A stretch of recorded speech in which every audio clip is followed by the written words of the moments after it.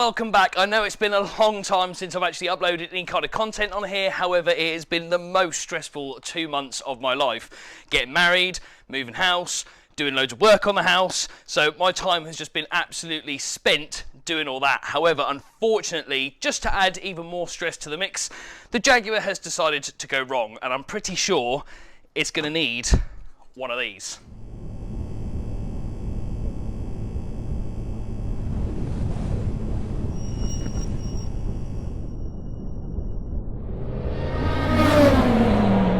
So yes, hello everyone, and thank you very much for joining me once again. Like I said, my last 2 months of my life have just been the most stressful ever, but I'm not going to bore you with all of that just now, because today we really need to crack on and try and get the turbo replaced on my XE. Now, I'm not entirely sure just yet whether it is actually the turbo that needs to be replaced. However, it's looking pretty likely. It's making some really bad noises and it just is feeling properly sluggish. I haven't really used the car in about 3 weeks because it started making some really unusual noises then. So first of all, what we're going to do is we're going to start dismantling all the bits and pieces on the engine that I can actually then start to take a look at the turbo itself. Hopefully it'll be pretty evident as soon as we start taking things like the intake pipe off to see if it is in fact the turbo that's gone.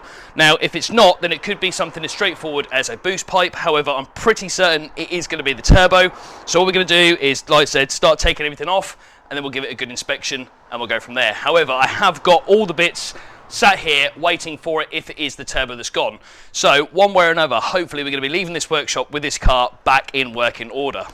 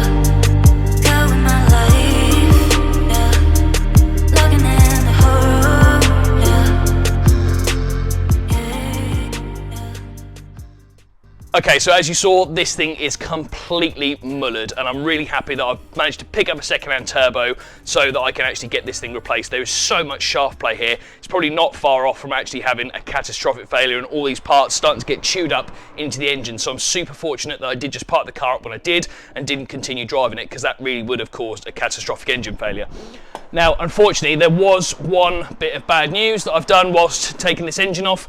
This coolant pipe here, which comes from the expansion bottle to the side of the block here, unfortunately there's a tab just inside here and that's snapped, so it's causing a coolant leak. So unfortunately I am going to have to take a trip to Jaguar to go pick up this pipe. However, I think it's only about a £40 part, so in the grand scheme of things I'm not too upset. Now what I'll quickly do is just walk you around how I managed to get this turbo out, and probably the best way of actually doing it. We've probably taken a couple of extra steps that we didn't need to do, so I'll show you that now. Okay, so the first tip that I probably would do is just make sure you take off this throttle and everything and the EGR valve off here. That way you don't have to get your hands down here to remove this pipe, because if you actually take this off, you can literally lift the turbo off the intercooler pipe and the oil return pipe, as well as the downpipe gasket. So you can literally just lift the turbo off. But however, the way we've done it, we've just removed this hose from the intercooler pipe. That way it did give us a little bit more room, so it's entirely your choice. There is a bolt that's down right all the way under here, so it's really tricky to find. So like I say, I'd probably recommend taking this off first. That way you can lift the turbo off of everything rather than moving stuff out of the way. And whilst you're doing this kind of job, I'm definitely going to replace this EGR filter. So in here is the filter and it is completely clogged with crap and carbon. So I'm going to take this little cover off here. I've got the new kit which sits over here.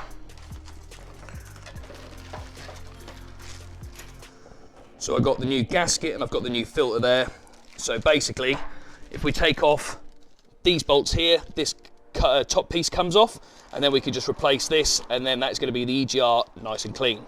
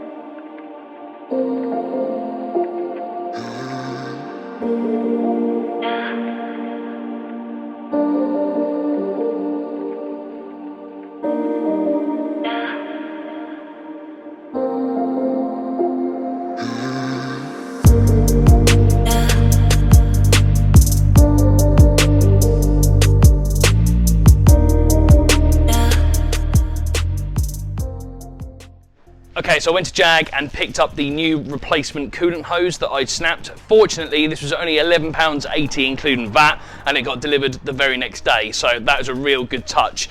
I was expecting a lot more money. What I've also done as well is ordered some fresh oil and an oil filter as well, so I'm going to do that whilst we're here. So that's what I'm going to crack on with first, is get this in and then give it an oil and filter change.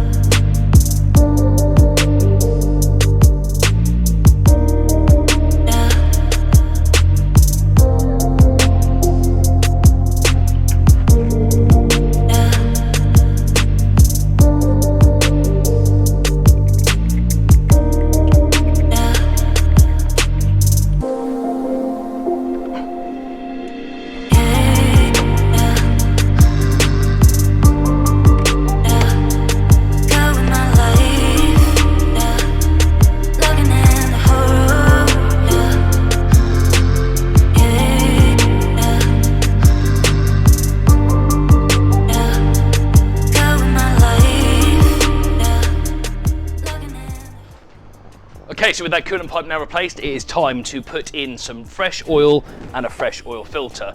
That way, peace of mind, plus, do you know what, it's actually due for the oil change anyway, so I might as well get it done whilst I'm here, whilst it's in the workshop. Okay, so the car is up in the air on an axle stand, and I've literally just removed the sump plug, so the oil is now draining. Remember, if you want to see any of the servicing in depth, as well as jacking up the car and putting it on axle stands, I have got 2 videos, which I will put a link either up top or in the description below. So once this oil is drained, I'm going to replace this oil filter here, then we'll fill it all up and we'll get the car running up to temperature, and hopefully that is everything done on the Jag once again.